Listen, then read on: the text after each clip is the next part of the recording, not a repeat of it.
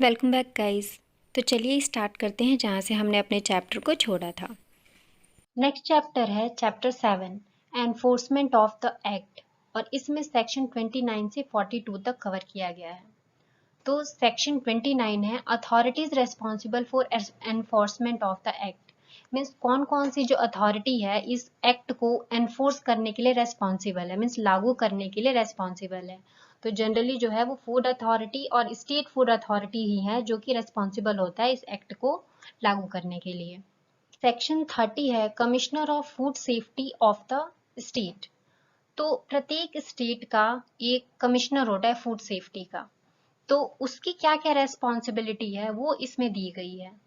Next है section 31 licensing and registration of food business. यानी food business अगर आप चला रहे हैं तो उसको लाइसेंस करने का, रजिस्ट्रेशन करने का क्या क्या प्रोसीजर्स है और कंडीशंस है वो सारी इसमें दी गई हैं। सेक्शन 32 है इम्प्रूवमेंट नोटिस। कई बार फूड बिजनेस में दिक्कत आ जाती है, प्रॉब्लम अराइज होती है, तो उसको नोटिस दिया जाता है। तो जो इम्प्रूवमेंट नोटिस जो है वो सेक्शन 32 के अंदर दिया गया है। नेक्स्ट है सेक्शन 33 प्रोविजन ऑर्डर्स। तो इसमें जनरली ये होता है कि अगर कोई फूड बिजनेस चला रहा है और उसमें कोई गिल्ट मतलब कोई कमी पाई जाती है तो उसको इम्प्रूवमेंट नोटिस दिया जाता है। और सेंट्रल के पास और इस एक्ट के अंदर ये भी अथॉरिटी है कि वो किसी पर्टिकुलर चीज की वजह से अगर कोई प्रॉब्लम अराइज हो रही है तो उसके यूज से वो प्रोहिबिट कर सकता है, मीन्स मना कर सकते हैं। जैसे कि कोई यूटेंसिल्स हो गया, कोई अगर इंग्रेडिएंट हो गया जिसकी वजह से हार्म हो रहा है, तो वो इसके सेक्शन 33 के अंडर ये पावर प्रोवाइड किया गया है कि वो मना कर सकते हैं यूज करने से। उसके बाद है section 34 emergency provisions notice and orders. तो इसमें इमरजेंसी प्रोविजन नोटिस और ऑर्डर में ये होता है कि अगर कुछ पता चला है कि फूड हजार्ड इसकी वजह से क्रिएट हो रहा है कुछ, तो तुरंत उस चीज को मना की जा सकती है नोटिस देकर। इसलिए ये इमरजेंसी के केस में ही आ गया। देन सेक्शन 35 है नोटिफिकेशन ऑन फूड पॉइजनिंग। अगर किसी वजह से किसी कोई फूड बिजनेस चला रहा है उसकी वजह से कोई अगर फूड पॉइजनिंग होता है किसी मटेरियल के यूज की वजह से या फिर कोई इंग्रेडिएंट के यूज की वजह से, तो उसके लिए नोटिफिकेशन दी जाती है। देन उसके बाद है section 36 designated officer. Designated officer का क्या रोल है, कैसे अपॉइंट करते हैं, कौन है, ये सारी इंफॉर्मेशन जो सेक्शन 36 में दी गई है। सेक्शन 37 है food safety officer. Means food safety officer का अपॉइंटमेंट कैसे करना है, कौन बन सकता है, उसकी क्या क्या क्वालिफिकेशन है, ये सारी इंफॉर्मेशन जो है सेक्शन 37 में दी गई है। देन सेक्शन 38 है powers of food safety officer. उसके कौन कौन से पावर है, तो ये सेक्शन 38 में दी गई है। सेक्शन 39 है liability of food safety officer in certain cases. किसी सर्टेन केसेस में क्या क्या फूड सेफ्टी ऑफिसर की जिम्मेदारी है, ये सेक्शन 39 में दिया गया है। देन सेक्शन 40 है परचेजर में हैव फूड एनालिस्ट। जो परचेज कर रहा है जो इंग्रेडिएंट जो फूड, उसके पास एक फूड एनालिस्ट हो सकता है। मीन्स वो एनालाइज कर सकता है, टेस्टिंग कर सकता है कि उसमें क्या क्या मतलब इंग्रेडिएंट प्रेजेंट है, ताकि कोई इश्यू अराइज ना हो। अगर कोई ये डील करता है कि हमारी इस फूड में ये चीज प्रेजेंट नहीं है लेकिन बाई चांस प्रेजेंट है, तो उसके पास परचेजर के पास फूड एनालिस्ट हो सकता है कि वो टेस्ट करके पता लगा सके कि हाँ ये चीज जो वो बता रहा है वो प्रेजेंट है या नहीं है। उसके बाद है section 41 power of search seizure investigation prosecution and procedure thereof. Means जो सर्च इन्वेस्टिगेशन प्रोसिक्यूशन इन सब के जो पावर है वो सारी सेक्शन 41 में दी गई है। सेक्शन 42 है procedure for launching prosecution. Means अगर कोई गिल्ट पाया जा रहा है तो जो प्रोसिक्यूशन को लॉन्च करने के क्या क्या प्रोसीजर्स हैं वो सारी सेक्शन 42 में इंफॉर्मेशन दी गई है। Chapter 8 analysis of food. इसमें सेक्शन 43 से 47 तक कवर किया गया है। Section 43 recognition and accreditation of laboratories research institution and referral food laboratory. तो इसके अंतर्गत जो फूड अथॉरिटी होते हैं वो फूड लेबोरेटरी और रिसर्च इंस्टीट्यूशन को वो एक्रेडिएशन प्रोवाइड कर सकते हैं नेशनल एक्रेडिएशन बोर्ड से, ताकि वो टेस्टिंग और अपनी लेबोरेटरी में कैलिब्रेशन वगैरह कर सके। इसके लिए रिकॉग्निशन जो है वो फूड अथॉरिटी प्रोवाइड करती है।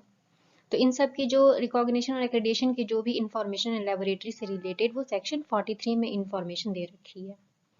उसके बाद है सेक्शन 44 रिकॉग्निशन ऑफ ऑर्गेनाइजेशन और agency for food safety audit. तो फूड सेफ्टी ऑडिट के लिए कौन कौन से ऑर्गेनाइजेशन और जो एजेंसी है वो फूड सेफ्टी ऑडिट कंडक्ट कर सकता है, उसका रिकॉग्निशन जो है वो सेक्शन 44 में दिया गया है। उसके बाद है सेक्शन 45 फूड एनालिस्ट। तो फूड एनालिस्ट का जो सिलेक्शन जो है वो फूड सेफ्टी का कमिश्नर करता है। Means commissioner of food safety जो है वो फूड एनालिस्ट को अपॉइंट करता है, और ये जो फूड एनालिस्ट है वो टेस्टिंग वगैरह करने के लिए ये अपॉइंट किया जाता है। तो इन सब से रिलेटेड जितने भी इंफॉर्मेशन है कि फूड एनालिस्ट को कैसे अपॉइंट करना है, तो वो सब सेक्शन 45 में दिया गया है। उसके बाद फूड एनालिस्ट के क्या क्या फंक्शंस हैं वो सेक्शन 46 में प्रोवाइड किया गया है इसकी इंफॉर्मेशन। सेक्शन 47 है सैम्पलिंग एंड एनालिसिस। अगर किसी भी फूड सैंपल की सैम्पलिंग और एनालिसिस और टेस्टिंग वगैरह करना है तो उससे रिलेटेड जितने भी इंफॉर्मेशन है वो सेक्शन 47 में दिया गया है। तो सैम्पलिंग और एनालिसिस करने से पहले रिटर्न में ये नोटिस देना पड़ता है जिसका हम फूड सैंपल चेक कर रहे हैं। तो ये सारी जितने भी इंफॉर्मेशन है सेक्शन 47 में इंक्लूड किया गया है। नेक्स्ट है चैप्टर 9 ऑफेंसेस एंड पेनल्टीज, और इसमें सेक्शन 48 से 67 तक कवर किया गया है। सेक्शन 48 है general provisions relating to offences, यानी ऐसे कौन कौन से प्रोविजंस है जिसकी वजह से ऑफेंसेस यानी दंड का कारण बन सकती है। जैसे कि कोई इंग्रेडिएंट यूज कर लिया उसमें, या फिर कोई फूड में से कोई ऐसा कॉन्स्टिट्यूएंट्स निकाल लिया, तो ऐसी बहुत सारी चीजें हैं जिसकी वजह से ऑफेंसेस का कारण बन सकती है। सेक्शन 49 है प्रोविजंस रिलेटिंग टू पेनल्टी, मतलब ऐसे कौन कौन से प्रोविजंस है जिनकी वजह से आपको दंड का भागीदार बनना पड़ सकता है। तो 48 में ऑफेंसेस से रिलेटेड है और 49 में पेनल्टी से, मतलब आपको कौन कौन से दंड मिल सकते हैं और इसमें ऑफेंसेस अब कौन कौन सी चीजों में आपको ये क्राइम माना जाएगा। तो ये दोनों में डिफरेंस है। देन सेक्शन 50 है penalty for selling food not of the nature और सब्सटेंस और क्वालिटी डिमांडेड। अगर किसी भी फूड की quality as per the standard नहीं है, जो कि जिस क्वालिटी की मांग है, तो उसके लिए भी आपको पेनल्टी हो सकती है। तो ऐसे फूड को सेल करने के लिए आपको दंड मिल सकता है। तो ये सेक्शन 50 में दिया गया है। सेक्शन 51 है पेनल्टी फॉर सब स्टैंडर्ड फूड। अगर कोई फूड इस एज पर द स्टैंडर्ड नहीं है, स्टैंडर्ड से बिलो है, तो उसके लिए क्या क्या पेनल्टी आपको मिल सकती है वो सेक्शन 51 में लिया गया है। Section 52 penalty for miss branded food. Miss branded food के लिए जो पेनल्टी है 52 में दे रखी है। Section 53 penalty for misleading advertisement, और सेक्शन 54 है penalty for food containing extraneous matter. Extraneous matter का मतलब होता है कि एडल्ट्रेंट अगर आपने कोई यूज किया है, बाहरी चीजें अगर यूज की है उस फूड को, या फिर अमाउंट बढ़ाने के लिए या फिर चेंज करने के लिए कुछ ऐसा यूज किया है, तो उसके लिए आपको क्या क्या पेनल्टी मिल सकता है, ये सेक्शन 54 में दिया है। सेक्शन 55 है penalty for failure to compile with the directions of food safety officer. अगर आपने फूड सेफ्टी ऑफिसर के निर्देशानुसार अपने आपने कंपाइल नहीं किया, पालन नहीं किया लॉ को, तो उसके लिए क्या क्या पेनल्टी आपको हो सकती है, ये सेक्शन 55 में दिया गया है। नेक्स्ट है सेक्शन 56 पेनल्टी फॉर अनहाइजीनिक और अनसैनिटरी प्रोसेसिंग और मैन्युफैक्चरिंग ऑफ फूड। अगर आपने फूड को हाइजीन तरीके से प्रोड्यूस नहीं किया है तो उसके लिए क्या क्या पेनल्टी है। सेक्शन 57 है पेनल्टी फॉर प्रोसेसिंग अडल्ट्रेंट। अगर अडल्ट्रेंट आपने यूज किया है तो उसके लिए क्या क्या जुर्माना हो सकता है। सेक्शन 58 है penalty for contraventions for which no specific penalty is provided.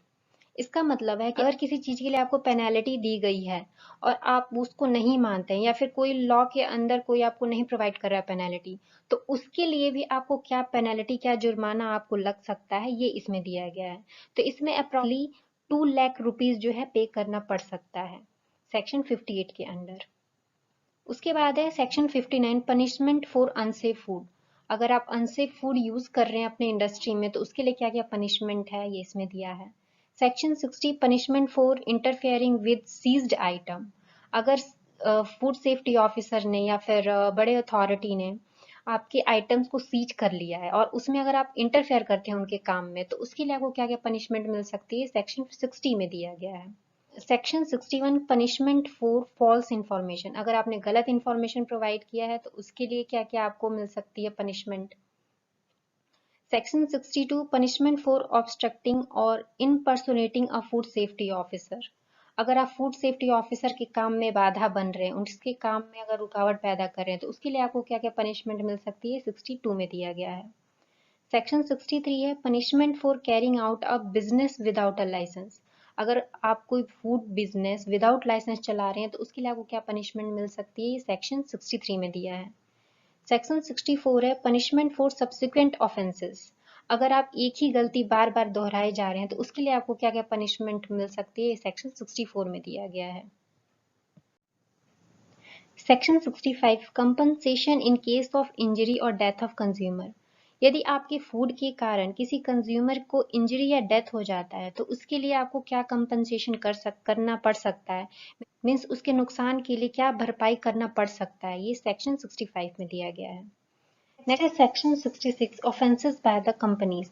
कई बार कंपनी से भी ऑफेंसेस हो सकती हैं, तो जो ऐसे कौन कौन से ऑफेंसेस है जो कंपनी कर सकती है, तो और उस समय पे कौन है कंपनी का इंचार्ज है, कौन हेड है, उस पे ये जो पनिशमेंट जो है वो दिया जा सकता है। तो ये जितने भी ऑफेंसेस जो कंपनी कर सकता है और उसमें कौन कौन इंक्लूड हो सकता है, ये सारी इंफॉर्मेशन जो है सेक्शन 66 में दिया गया है। उसके बाद section 67 penalty for contravention of provisions of this act in case of import of articles of food. अगर कोई भी फूड का आर्टिकल इंपोर्ट किया जा रहा है तो उसमें अगर कोई बीच में ऑब्जेक्ट कर रहा है तो उसको क्या क्या पेनल्टी हो सकता है इस एक्ट के अंडर, वो सारे सेक्शन 67 में दिया गया है। नेक्स्ट है chapter 10 adjudication and food safety appellate tribunal, और इसमें सेक्शन 68 से 80 तक कवर किया गया है। तो जनरली अगर इंडिया में देखा जाए तो बहुत सारे ऐसे केसेस हैं जो पेंडिंग पड़े रहते हैं सालों तक। तो अगर नॉर्मल कोर्ट में अगर फूड सेफ्टी का भी ये हियरिंग किया जाए तो फिर ये केस तो कभी सॉल्व ही नहीं होगा, सालों साल ऐसे ही चलता रहेगा। तो इसलिए फूड से रिलेटेड लॉज के लिए एक सेपरेट से एक कोर्ट बनाया गया जिसको हम बोल सकते हैं फूड सेफ्टी अपीलेंट ट्रिब्यूनल। ये जो कोर्ट है ये फूड सेफ्टी से रिलेटेड, फूड लॉस से रिलेटेड हियरिंग करती है और अपना न्याय सुनाती है। तो इसमें सेक्शन 68 है एडजुडिकेशन। तो इसमें जनरली एडिशनल डिस्ट्रिक्ट मैजिस्ट्रेट को अपॉइंट किया जाता है इस चीज के लिए, जो कि इससे रिलेटेड सारे जितने भी केसेस है उसको हियर कर सके और उसका डिसीजन सुना सके। ये इसमें जो एजुकेटिंग जो ऑफिसर होता है उसके पास ना सिविल कोर्ट की तरह इसके पास पावर होता है, और ये जो है जो गिल्टी पर्सन है उसको ये एक ऑप्शन प्रोवाइड कर सकता है कि वो अपने आप को रिप्रेजेंट करे कोर्ट में। तो इस लॉ से रिलेटेड जितने भी है वो सब 68 सेक्शन में कवर किया गया है। नेक्स्ट है section 69 powers to compound offences.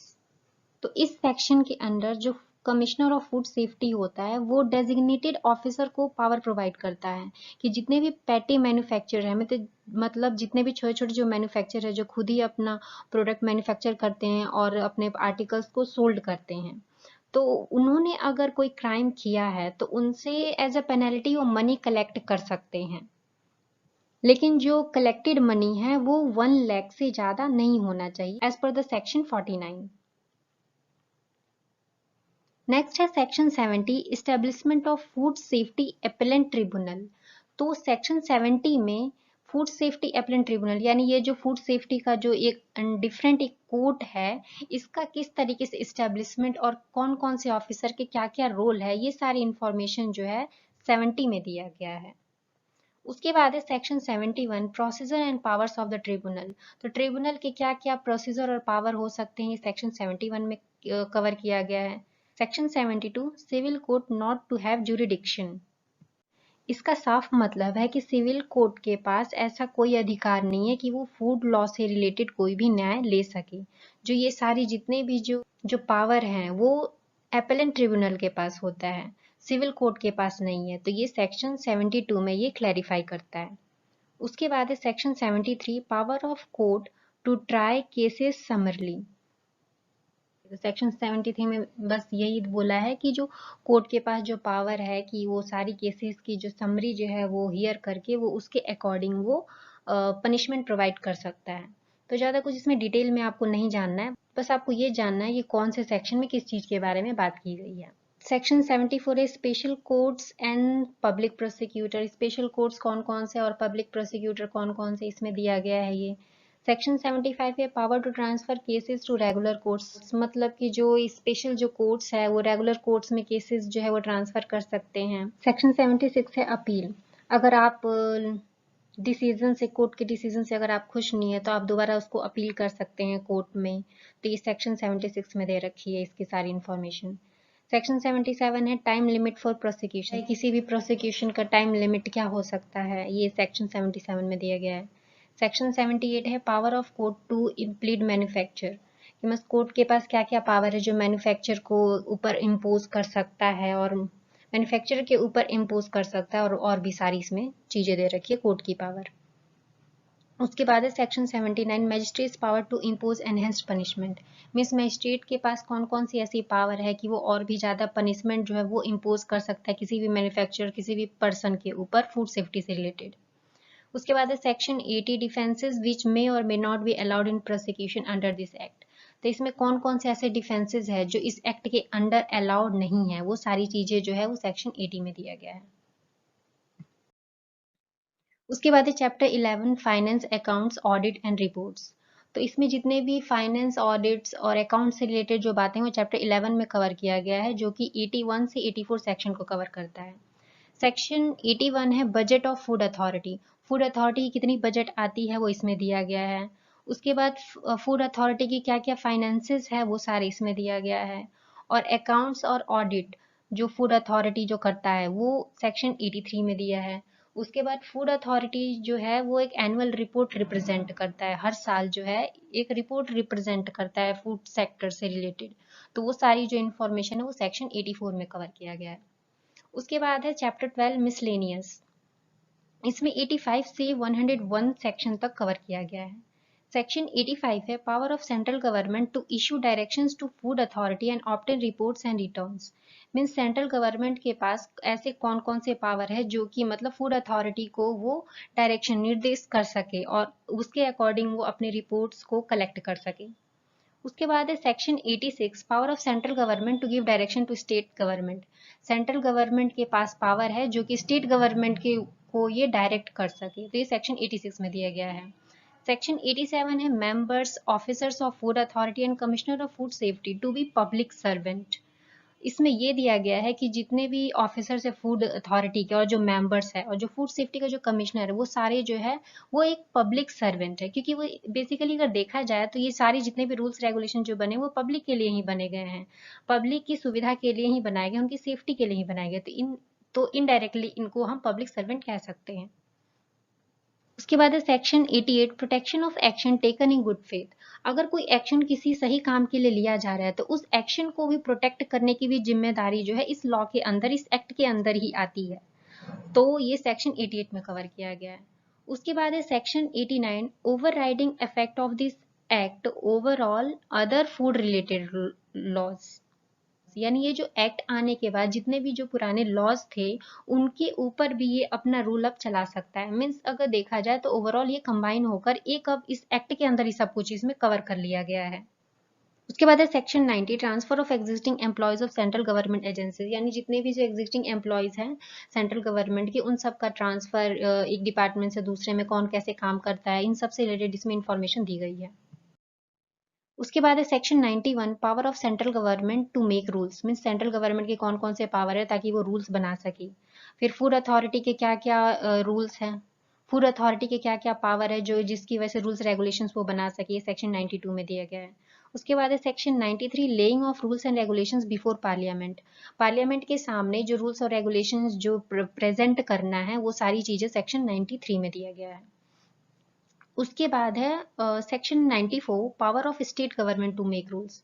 अब स्टेट गवर्नमेंट के क्या क्या पावर हो सकते हैं जिसके जो वो रूल्स बना सके, तो इस सेक्शन 94 में दिया है।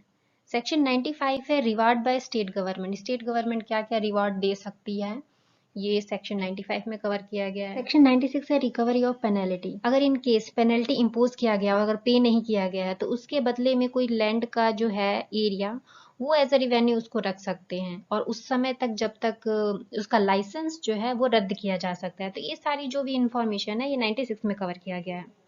उसके बाद है सेक्शन 97 रिपील एंड सेविंग्स। तो इसमें रिपील और सेविंग्स के बारे में जो है सेक्शन 97 में दिया गया है। उसके बाद है section 98 transitory provisions for food in. तो इसका मतलब यही है कि जो अस्थायी रूप से जो प्रोविजंस है वो फूड स्टैंडर्ड के, वो कौन कौन से हैं, वो सेक्शन 98 में कवर किया गया है। उसके बाद है section 99 milk and milk product order 1992 shall be deemed to be regulations made under this act. तो मिल्क और मिल्क प्रोडक्ट ऑर्डर जो है 1992 का, अब वो इस एक्ट के अंदर आ गया है, तो उसके रूल्स रेगुलेशंस इसके अंदर अब फॉलो होंगी सब। उसके बाद है section 100 amendments to the infant milk substitute feeding bottles and infant foods act 1992। 1992 में जो ये इन्फेंट मिल्क सब्स्टिट्यूट और फीडिंग बॉटल्स ये सब थे, इनका अमेंडमेंट करके इस एक्ट में अब ये डाला गया है। उसके बाद सेक्शन 101 है पावर टू रिमूव डिफिकल्टीज। तब जितने भी इस फील्ड में डिफिकल्टीज है उसको रिमूव करने की जो भी पावर है, जो भी चीजें हैं, इस सब सारे सेक्शन 1 में दिया गया है। मतलब इस एक्ट की जो भी पावर है डिफिकल्टीज को रिमूव करने के लिए, उन सब की जो इंफॉर्मेशन है सेक्शन 101 में दिया गया है।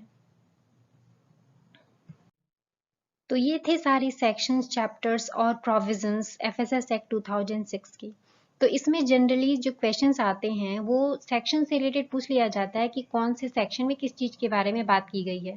तो जनरली इस टॉपिक्स इसके टाइटल से पूछे जाते हैं, इसीलिए मैंने टाइटल को एक्सप्लेन करने की इसमें कोशिश की है। तो आपको ज़्यादा वरी होने की ज़रूरत नहीं है, बस आप ये ध्यान रखिए कि कौन से सेक्शन में किस चीज़ की बात की गई है। और अगर आपको ये वीडियो पसंद आई है तो इसको लाइक ज़रूर करें, और ये वीडियो देखने के लिए बहुत बहुत धन्यवाद।